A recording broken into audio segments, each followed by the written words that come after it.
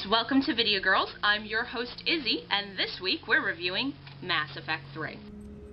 Consider yourself reinstated, Commander. Reapers, explosion, strolling through the Citadel, gunfight, my boyfriend Garrus, Reapers again, hey Jessica Chobot, power wheel, little boy on fire, headbutting reporter in the face, some guy with a sword, space hamster. From that montage we know three things. Mass Effect 3 is here, the galaxy's on the defense against the Reapers, and this game looks nothing short of amazing. In this week's review, we're going to discuss if the final installment of the Mass Effect series is all we had hoped it would be.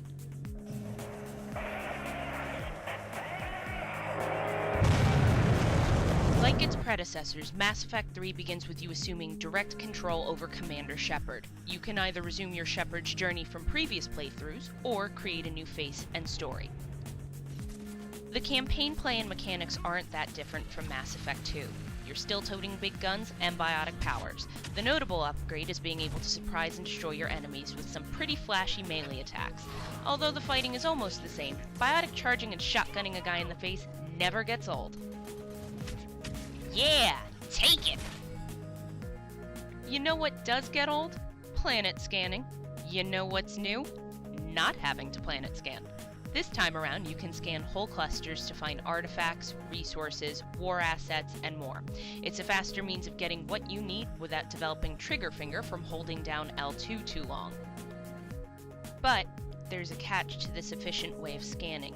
If you scan in an area too much, or find a lot of resources, it alerts the Reapers. When the Reapers' alert level hits its max, they send a posse to hunt the Normandy down. No worries, all you have to do is leave the cluster for a mission or two, and they'll go away. As far as main missions and side quests go, they don't run together as smoothly as they did in Mass Effect 2.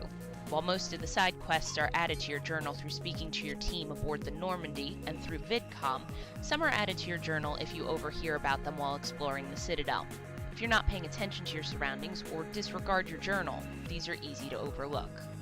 Please don't mistake easy to overlook with irrelevant to the depth of the story. Aside from strengthening your allies and assets, side missions are the main way to reunite you with some of your old squad mates. In cumbersome moments when the odds are against you, seeing familiar faces helps to lighten the mood and instill confidence.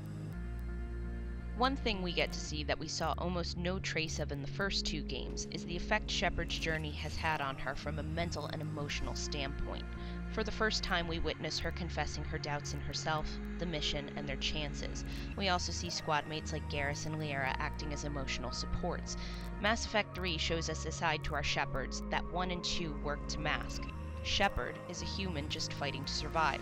She feels fear and sorrow, and she seeks out hope and assurance from others, just like anyone else would do. This humanization of Shepard is part of the emotional impact Mass Effect 3 has on gamers.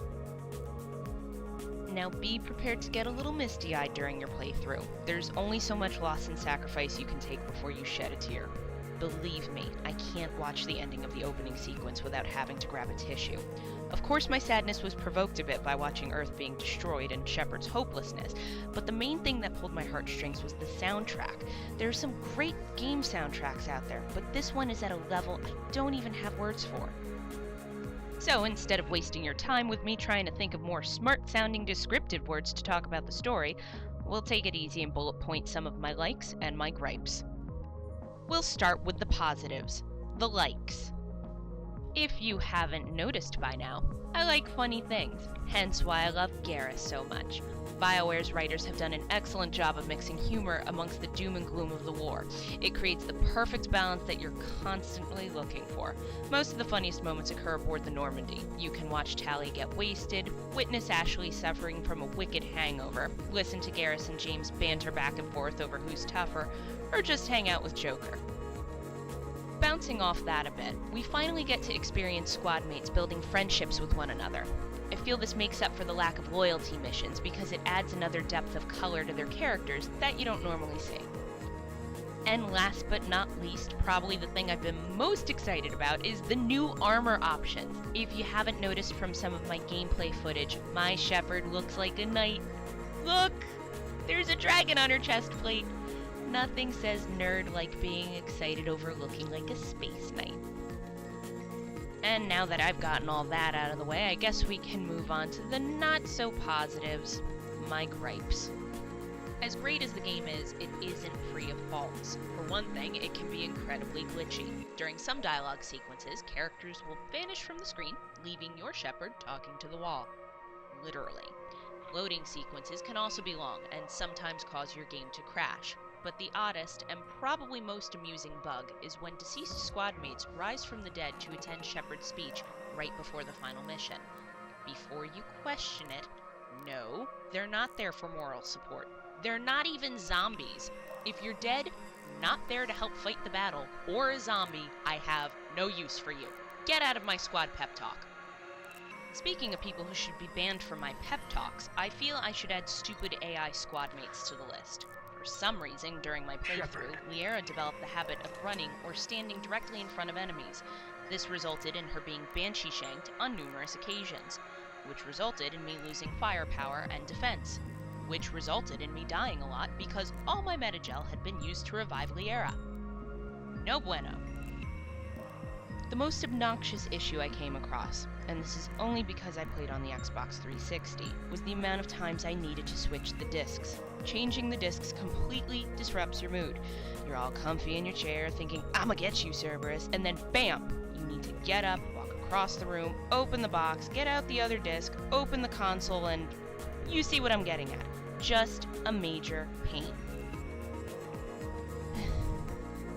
Well, here's the good news. There's a major addition to Mass Effect 3, and it doesn't require you to change the disc 3 times in an hour. Or ever. Ladies and gentlemen, I present to you Multiplayer. Multiplayer continues where the campaign leaves off. You play as a member of the Allied Forces, fully capable of choosing your character class, designating power points, customizing your guns, and stylizing your armor. You fight alongside 3 other players to fend off wave after wave of Reapers, Cerberus, and Geth on maps Shepard has secured in side missions in the campaign. Periodically, you're given objectives. Objectives can range from taking out selected targets, hacking terminals, downloading data, and at the end of every round, evacuating the map via shuttle. While the objectives help to break up the monotony of blasting down horde after horde, it doesn't really compensate for the lack of variety in multiplayer options. You're essentially playing the same game, just with different maps and different enemies. Overall, multiplayer is fun, but it does lose its luster quickly with its repetitiveness. All we can really hope for is DLC. So if you guys have been paying attention to the internet in the last couple weeks, you know that there's a huge controversy over the ending of this game. A few of you have even asked me for my thoughts, feelings, and theories, and all that fun stuff, which I'm more than happy to share with you and discuss, just not here, because this is a review, and we'd like to keep it as spoiler-free as possible. Bouncing off of that, I would like to ask that you keep the comment section as spoiler-free as possible. So to create a proper forum for people who haven't experienced the game yet and don't want to ruin it for themselves, and to create a forum for people who have already played through it or who just don't care and want to talk about it, I will create a second post in a few days on my vlog talking about my thoughts and theories on the ending and asking you to share yours as well. We understand that this is a huge part of the game, and we want to give you guys the forum to discuss that as well. So stay tuned, and again, in a few days that will be out. Before we wrap this up, I'd like to address the newcomers to the Mass Effect series. This is obviously the end of a long, complex story. Many fans have invested hundreds of hours sculpting and getting to know their Shepard. So the question is it worth it for a newcomer to jump in now?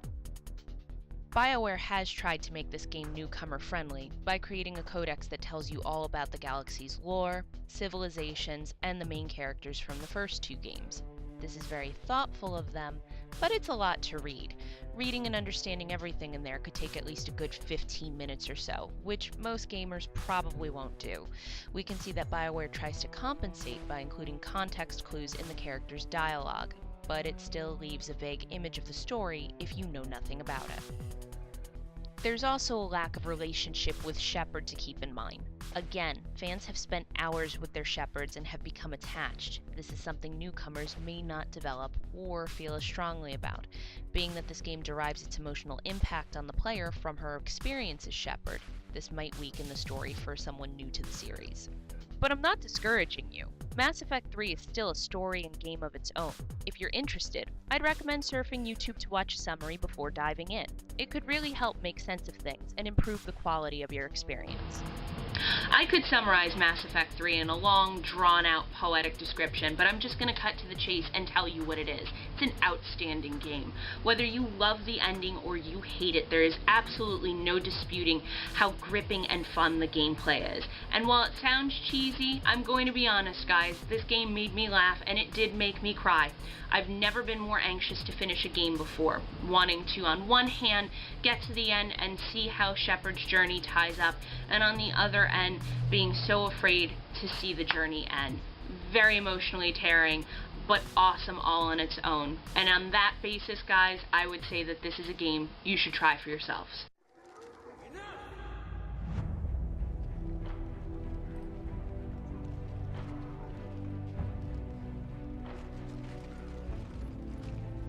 You can stay here and let old wounds fester as Krogan have always done.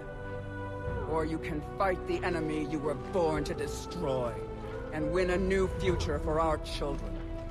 I choose to fight. Who will join me?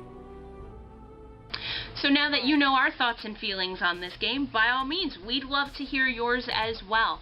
Which character class did your Shepard play as? What's your favorite biotic power and why? Anything particular that comes to your mind, but please do your best to not spoil the game. Remember, there are some watching this who are thinking of purchasing the game and don't want spoilers, so please, please, please refrain from spoilers. But again, we'd love to hear your thoughts.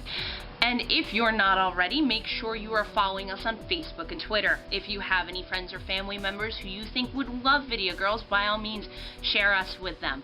The more community we build, the more posts we can do, the more there is for you here at VidyaGirls. I'm your host, Izzy. Thanks so much for watching, and we'll see you next week, guys.